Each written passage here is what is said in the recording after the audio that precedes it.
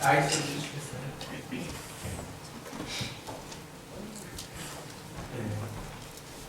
말씀을 통해서 하나님이 하시는 일이라는 제목으로 다시 말씀을 나누겠습니다.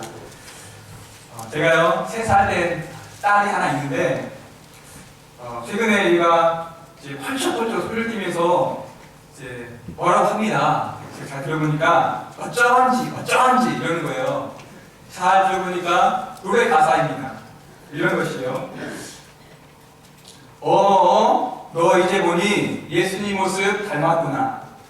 어쩐지 너에게서 하나님 향기가 솔솔. 이런 유튜브에서 배운 그런 노래입니다. 우리 한번 옆 사람 인사해볼까요? 어쩐지 당신에게서 하나님 향기가 납니다.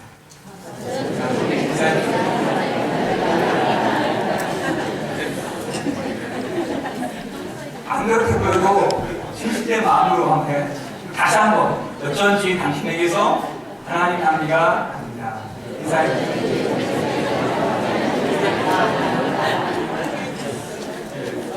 여러분에게서 하나님의 향기가 나기를 간절히 바랍니다. 그런데요, 슬픈 얘기를 해야 돼요. 이 말대로 하면 얼마나 좋겠습니까?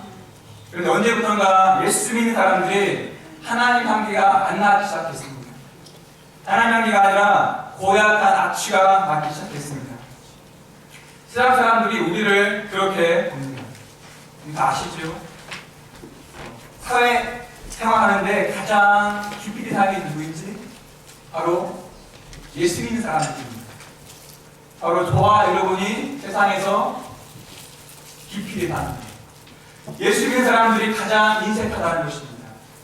가장 거짓말을 잘한다는 것입니다. 가장 예의가 없고 상식이 없다는 것입니다. 그것이 예수 믿는 사람들이라는 것입니다. 그 중에 제일은 누구입니까? 목사라는 것입니다. 또 그 다음에 누구입니까? 장로라는 것입니다. 제가요 이런 사람입니다. 밖에 나가면 사람들이 경계하는 1순위입니다. 요즘 한국 교회가 세상의 조롱거리가 되었습니다. 지탄의 세상이 되었습니다. 왜 그렇습니까? 예수 믿는 사람들이 예수 믿는 사람밖에 살지 않기 때문에 그렇습니다. 예수의 향기는커녕 예수의 이름에 먹칠을 하지 않기 때문에 그렇습니다. 예수 믿는 사람들이 그러니까 어떻게 됩니까? 심각한 영적 타락이 시작되는 것이죠. 교회가 타락하니까, 예수 믿는 사람들이 타락하니까 어떻게 됩니까? 이 사회가 전체적으로 타락하게 되는 것입니다. 미국은 다를까요? 여러분, 미국이 다르지 않습니다. 우리가 지금 푸른 땅에 살고 있는 것이에요. 하나님의 심판을 피할 길이 없다는 것입니다. 무엇이 우리를 이렇게 만들었을까요? 무엇이 교회를 이렇게 만들었습니까?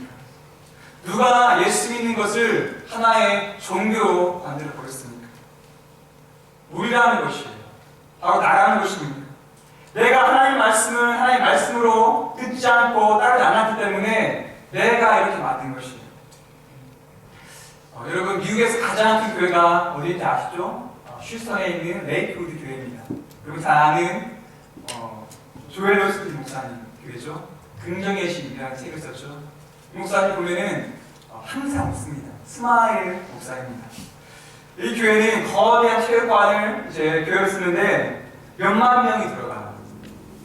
그리고 거기에 매 주일이면 정말 멋있게 깔끔하게 차려입은 그런 사람들로 꽉 찹니다. 근데요, 이 교회가 회개의 메시지가 없어요. 십자가의 메시지가 없습니다. 무엇만 있습니까? 예수 믿으면 성공한다. 하나님이 너를 축복해 하실 것이다. 하나님이 너를 내 지친 영혼을 위로한다. 성공의 메시지, 축복의 메시지, 위로의 메시지만 이 교회에 남았습니다. 그리고 이런 교회에 사람들이 그 얘기를 듣고자 꽉 찹니다. 한국 교회, 미국에 있는 한인교회는 다를까요? 제가 여기 오기 전에 한인 이민교회 영성에 대해서 논문을 쓰려고 리서치를 추적해보니까 공통적으로 발견되는 특징이 있습니다. 이민교회가 왜 건강하지 못하냐? 그 중에 하나가 말씀이 제대로 선포되지 않기 때문이라는 것이에요. 여러분, 이상하죠? 이민교회가 얼마나 많습니까? 최근 통계를 보니까 한인 270명당 명꼴로 하나의 한인교회가 있다고 해요.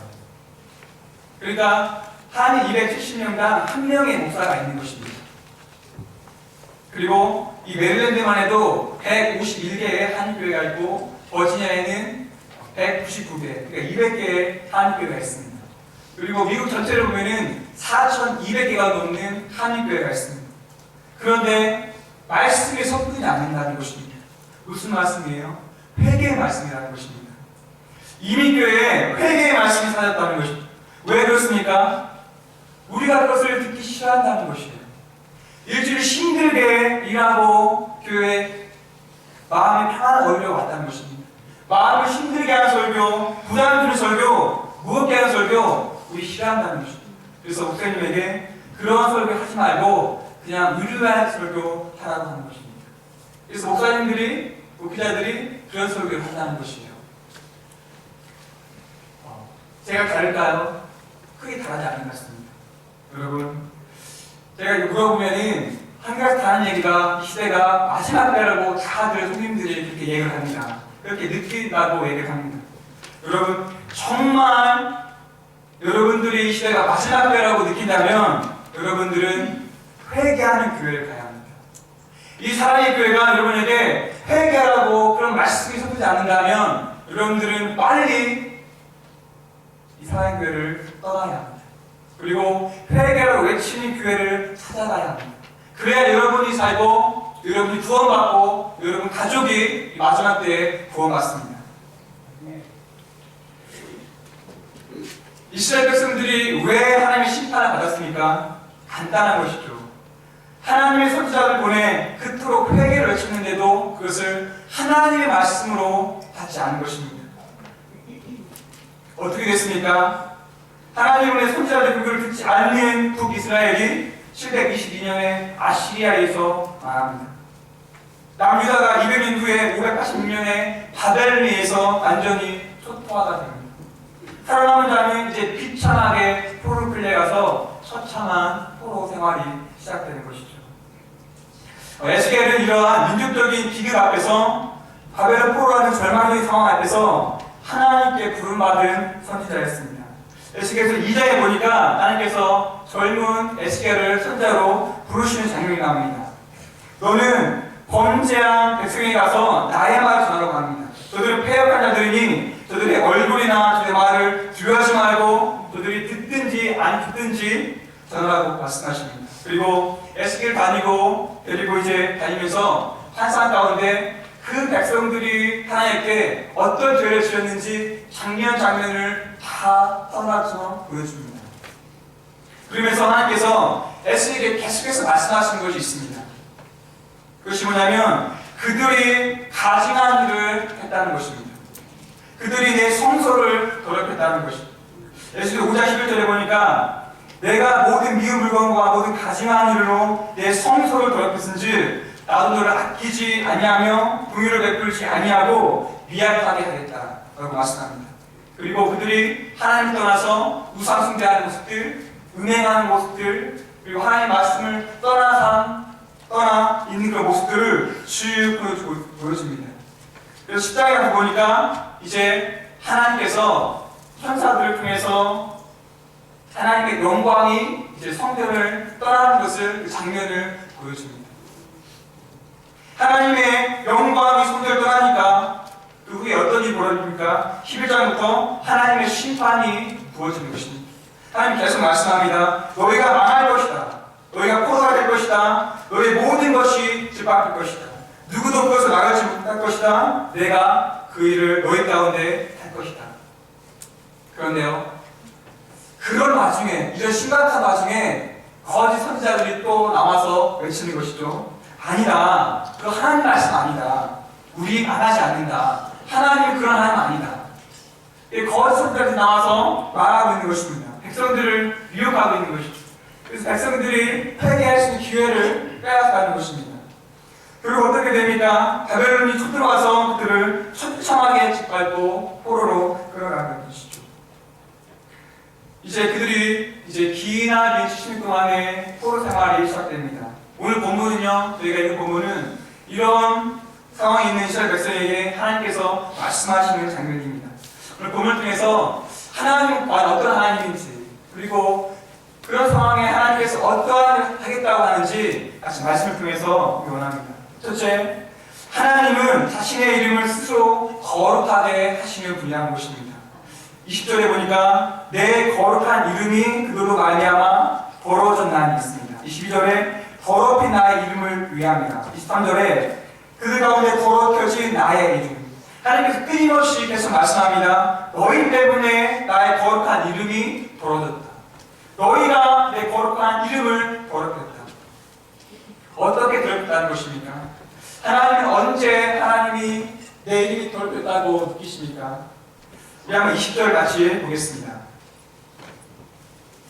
20절 같이 읽겠습니다. 시작. 그들의 이름과 그 여러 나라에서 내 거룩한 이름이 그들로 말미암아 더러워졌나니 곧 사람들이 그들을 가리켜 이르기를 그들은 여호와의 백성이라도 여호와의 땅에서 떠난 자라 하였습니다. 아멘.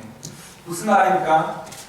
이방 사람들이, 그러니까 하나님을 믿지 않은 사람들이 이제 포로로 끌려온 그 이스라엘 백성들을 보고 이 백성 하나님께서 부르신 백성이다 라고 말하는 장면입니다.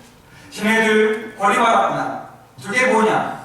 저게 하나님께서 택하신 백성이냐? 저 사람들 언제는 자기들이 하나님께 은혜받은 백성이라고 택함받은 백성이라고 그렇게 말하고 다니더만 저게 뭐냐? 혀를 차는 것입니다. 쟤네들이 믿는 신도 별거 아니네 이렇게 말하는 것입니다.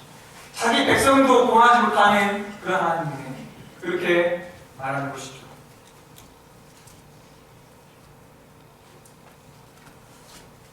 비웃는 것입니다. 조롱하는 것입니다. 세상 사람들의 입에 오르내리는 것입니다.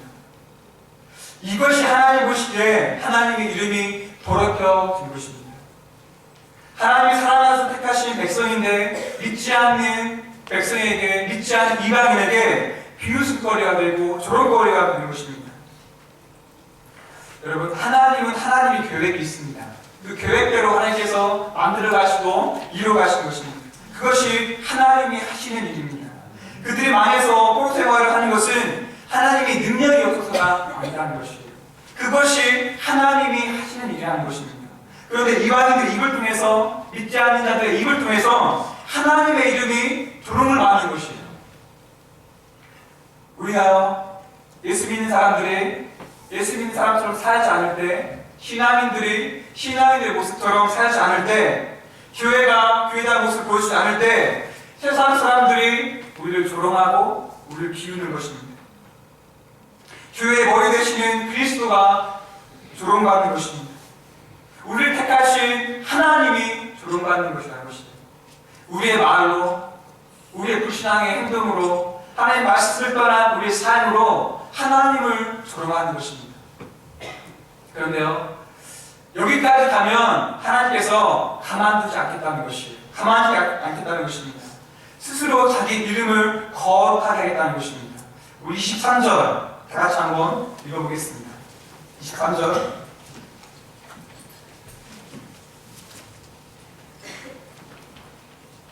시작. 여러 나라 가운데서 그렇게 준 이름 곧 너희가 그들 가운데서 그렇게 나의 큰 이름을 내가 거룩하게 하자. 그들의 눈앞에서 너희로 말미암아 나의 거룩함을 나타내니 내가 여호와인 줄을 여러 나라 사람이 알리라. 주 여호와의 말씀입니다. 거룩해진 하나님의 이름 누가 거룩하게 한다고 합니까? 하나님 자신이 거룩하게 한다는 것이에요. 이사야 42장 8절에 보니까 나는 여호와니 이는 내 이름이라 나는 내 영광을 다른 자에게 내 찬송을 우상하게 주지 아니하겠노라라고 말씀합니다. 우리가 하나님의 이름을 거룩하게 할 수 있습니까? 우리가 할 수 없다는 것이죠. 우리가 무엇을 합니까? 우리가 어떻게 할 수 있습니까? 나중에 더 잘하면 된다고요? 나중에 헌금 더 많이 하면 된다고요? 나중에 봉사 더 많이 하면 되고 나중에 기도 더 많이 하면 된다고요? 그렇게 한다고 그렇게 하나님의 이름이 거룩함을 받는 것이 아니라는 것이에요. 우리가 못한다는 것입니다. 우리가 할 수 없다는 것이에요. 오직 하나님이 스스로 하신다는 것입니다. 여러분, 하나님을 우습게 여기지 말아야 합니다. 하나님을 우리가 경물히 여기지 말아야 합니다. 에스겔 3장 20절에 보니까 의인이 올바른 길을 떠나 악한 일을 행할 때 내가 그 앞에 올무를 놓아 그로 죽게 할 것이다. 그가 행한 의로운 행실이 내게 하나도 기억하지 않을 것이다. 이렇게 말씀했습니다. 우리가 언제나 하나님 앞에서 두렵고 떨리고 살아야 할 수 있습니다. 그렇다면 이렇게 거룩하신 하나님의 이 거룩함을 하나님께서 어떻게 다시 거룩하게 한다는 것입니다. 24절에 보니까 내가 너희를 여러 나라 가운데서 인도하여내고 여러 민족 가운데서 모아내리고 고토에 들어가서 15절에 맑은 물로 너에게 뿌려서 너희로 정결하게 하되 곧 너희의 모든 더러운 것에서와 모든 우상 숭배에서 너희를 정결하게 할 것이며 라고 말씀했습니다. 하나님께서 다시 이스라엘 백성들을 곧프로 돌아가게 하겠다고 말씀합니다. 그리고 거기에서 그들을 정결하게 하겠다고 말씀합니다.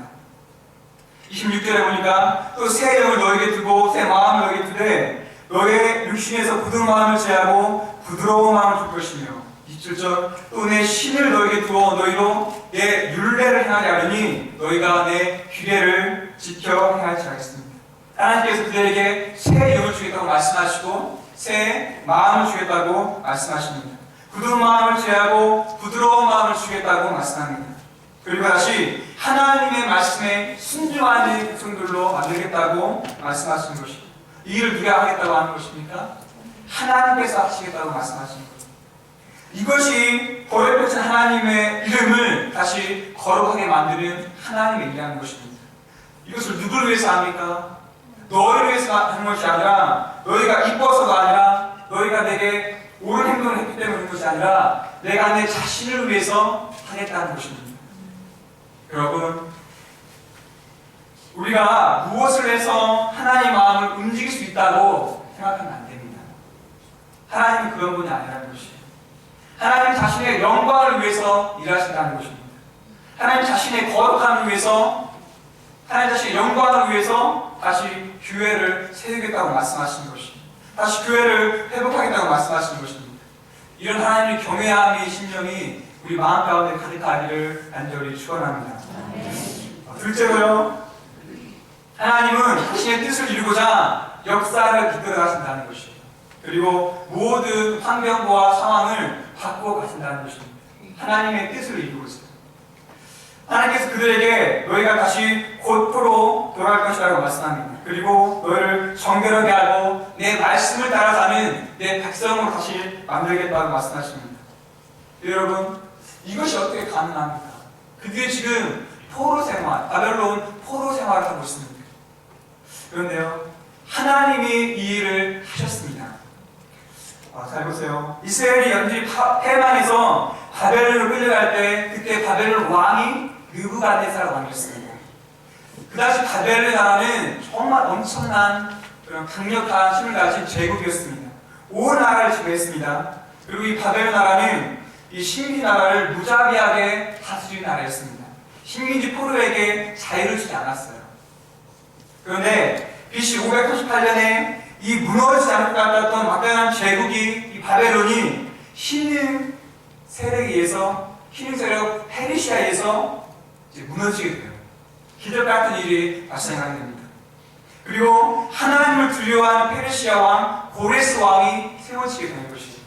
그 고레스가 조서를 내립니다. 유대 민족은 다시 고국으로 돌아가도 좋다. 그래서 그들이 537년에 처음으로 고국 땅에 돌아갑니다. 그리고 2차, 3차로 고국 땅을 갖게 됩니다. 무엇을 말하는 것입니까? 하나님은 자신의 계획을 이루기 위해서, 자신의 거룩함을 이루기 위해서 왕들을 세우시고 왕들을 내린다는 것입니다. 이것이 하나님이 하신 일이라는 것이에요. 하나님을 믿지 않는 이와 왕들 중에서 하나님의 뜻을 이루어 가시는 것입니다. 하나님의 모든 예언들을 성취해 가신다는 것입니다. 그들을 하나님의 도구로 사용하신다는 것입니다. 단지 심판이 누구냐, 하나님의 은총이 누구냐, 이 차이만 있을 뿐입니다. 얼마 전 미국에서도 한국에서도 대통령 선거가 있었죠. 혹시 내 마음에 안 드는 사람이 속해서 실망하거나 또 낙심한 사람이 있습니까? 내가 받은 사람이 아니라서 며칠 동안 우울했던 사람이 있습니까? 그런데요, 어쩔 수 없다는 것입니다. 이것이 하나님이 하시는 일이라는 것이에요. 이것이 하나님의 뜻이라는 것입니다. 하나님은 하나님이 원하시는 사람을 세운다는 겁니다. 그 사람이 하나님의 마음에 합한 자이기 때문에 그런 것이 아니라, 그 사람이 이 사람보다 더 나은 사람이기 때문에 그런 것이 아니라, 그것이 하나님의 뜻이라는 것입니다. 그것이 하나님의 주권이라는 것이에요. 그것을 우리가 인정해야 한다는 것입니다. 성경은 계속해서 우리가 우회에 있는 권위에 대해서, 권세에 대해서 복종할 것을 말씀하고 있습니다. 특별히 로마서 11장 1절 2절에 보니까 모든 권위는 하나님이 세우신 것이라고 말씀합니다. 그 권위를 거스르는 자는 하나님을 거스르는 자고 심판을 받을 것이라고 말씀합니다. 마태복음 24장에 보니까 예수님께서 마지막 때를 말씀하시면서 미혹받지 말 것을 4번이나 말씀하십니다. 그리고 제자들이 예수님의 재림에 대해서 묻자 예수님께서 첫 번째 하신 말이 미혹받지 말라는 것입니다. 너희가 사람 미혹을 받지 않도록 주의하라는 것이죠. 이것이 예수님이 저들에게 주신 말씀입니다. 이것이 세상 사람들이 아니라 예수 믿지 않는 사람이 아니라 예수님 믿는 우리에게 주시는 말씀이에요. 그런데요, 미혹이 어디에서부터 옵니까? 우리에게 미혹이 언제 찾아옵니까? 그것은 하나님이 세우신 권위를 인정하지 않을 때 우리에게 미혹이 찾아옵니다. 아담과 하와를 잘 알죠. 그들이 하나님의 권위를 무시하고 하나님의 말씀을 무시하고 자신들의 생각과 판단을 행동했을 때 뱀이 그들을 미혹한 것입니다. 모세를 우리가 잘 알죠. 모세를 보십시오. 모세가 유대 여인이 아니라 이방 여인을 아내로 맞아들였습니다. 후스 여인을. 그래서 그의 형과 그의 누이가 그를 비방하는 것입니다. 너가 잘못했다는 것입니다. 그런데요, 하나님은 모세를 비방한 미리암에게 나덕을 주십니다.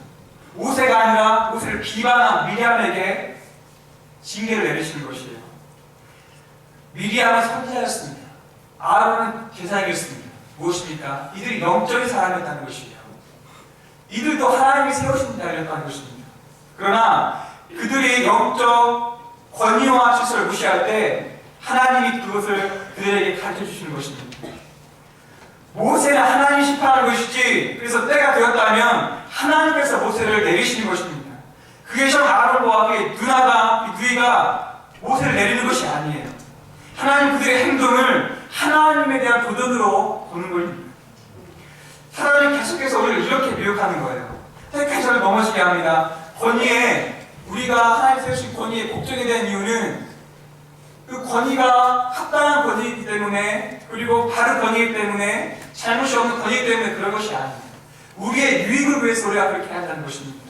그렇게 하지 않으면 우리가 미혹을 받는다는 것이죠. 특히 마지막 때는 우리가 특히 미혹받지 않도록 해야 한다는 것입니다. 왜 그렇습니까? 회개할 기회를 얻지 못할 수도 있다는 것이죠. 마지막 때 사단이 강력하게 역사하기 때문에 한번 미혹하면 놓아주지 않아요. 우리가 어쩌면 회개할 기회를 얻지 못할 수도 있다는 것입니다. 그래서 예수님은 계속해서 이 마지막 때에 미혹되지 말 것을 수차례 거듭해서 경고하는 것입니다. 중요한 것은 무엇입니까?